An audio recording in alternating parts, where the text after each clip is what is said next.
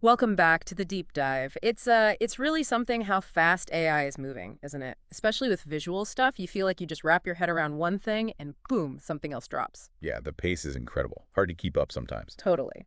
So today we're doing a deep dive into Google DeepMind's VO3. And this feels like, well, more than just a small step. Feels pretty Yeah, significant. absolutely. It's a big one.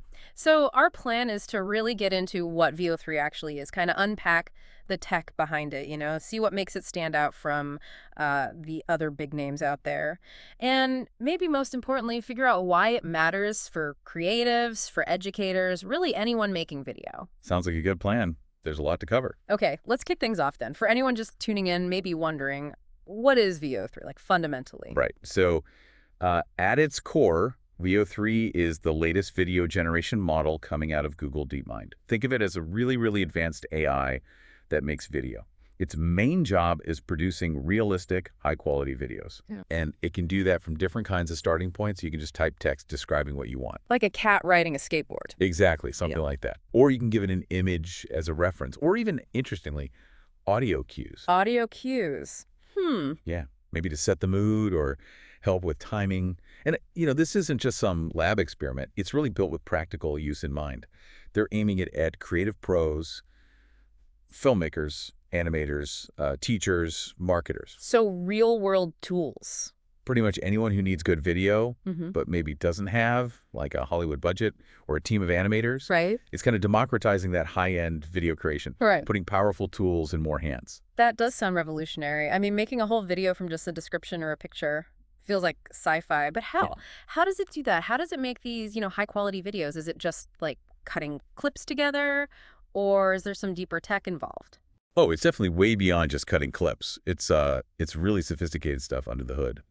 VO3 works by combining a few key AI techniques. We're talking generative diffusion modeling. Okay, diffusion, like the image generator. Exactly. Yeah. Plus transformer architectures and something called multimodal conditioning. Sounds complex, I know. Yeah, a little. But basically, let's start with that diffusion part. If you've seen models like DALE or Imogen making pictures. Yeah, I've seen those. Amazing stuff. So VO3 uses a similar idea, but for video. It's called latent diffusion.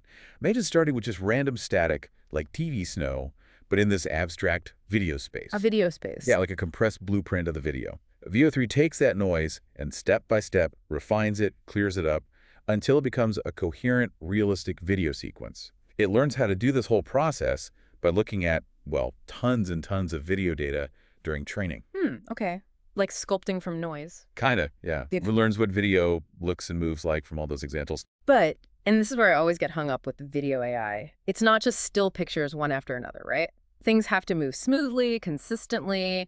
An object can't just flicker or vanish. That seems way harder than one image. How does VO3 handle that flow? You nailed it. That's probably the biggest challenge. And where VO3 really shines, temporal consistency. Temporal consistency. Yeah, it's crucial. Videos have to make sense over time. If things jump around or change weirdly, the illusion is broken instantly.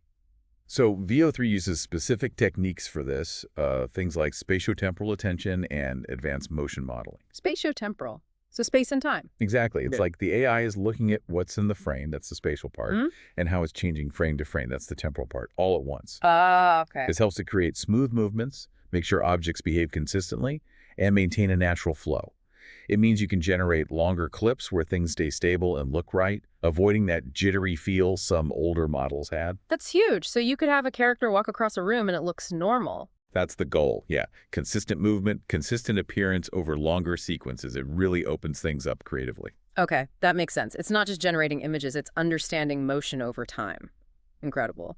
So given all that, what do you actually feed it? What kind of instructions does it need to create something amazing? How do we tell it what we want? Good question. That gets into its input handling, which is pretty flexible. It's multimodal, meaning it takes different types of input. The main one is still text.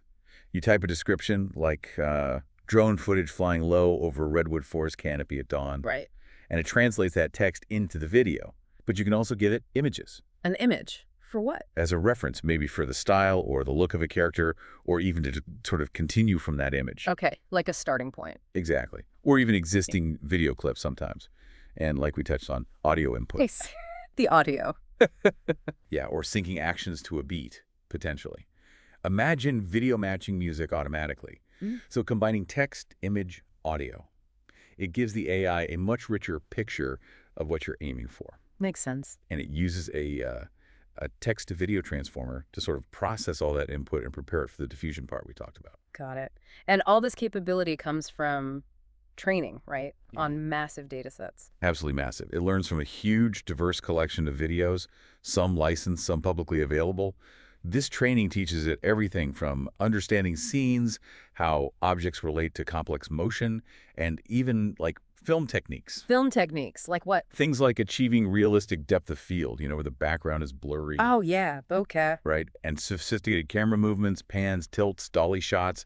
It learns that cinematic language from the data. It's not just learning what things are, but how they move and how to present them compellingly. Wow, there's Yeah. a lot packed in there. So when it's done all that work, what's the end result like? What kind of video quality are we talking? The output is definitely aiming for professional use. It generates video at 1080p resolution. Okay, HD. That's pretty standard. Yeah. Good enough for most things: web, social media, educational stuff, even film pre-visualization.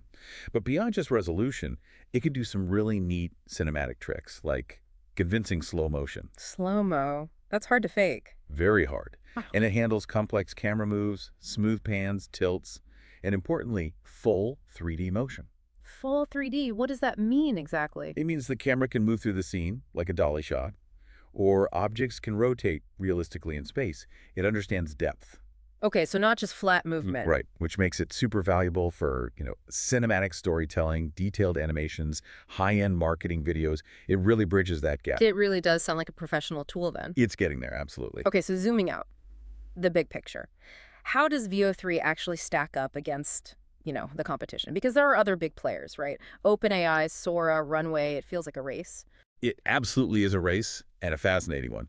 Comparing VO3 to models like Sora and Runway Gen 3 really highlights where the field is. Each one has slightly different strengths, different focuses. So how does VO3 compare, say, on realism? Okay, so on realism, VO3, much like Sora, is really considered top tier right now. Like extremely high fidelity, very lifelike.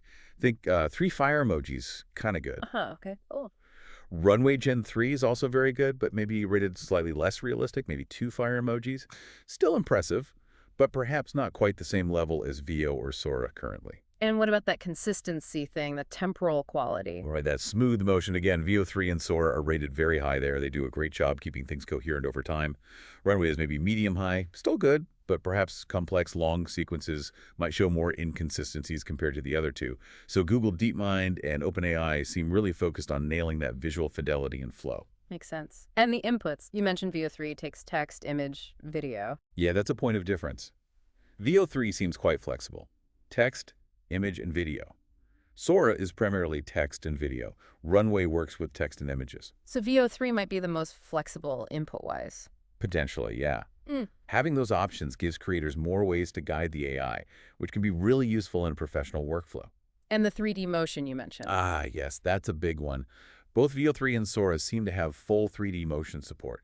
They understand depth, perspective shifts, camera moves through space. Which Runway has, partially. Right, Runway support is listed as partial. So that full 3D capability in VO3 and Sora is a significant advantage for creating those really dynamic cinematic shots. Yeah. So yeah, putting it all together, VO3 is definitely a major player, a real front runner alongside Sora, especially when it comes to that realism and handling complex motion, pushing things forward. Wow. That really paints a clear picture. Thanks.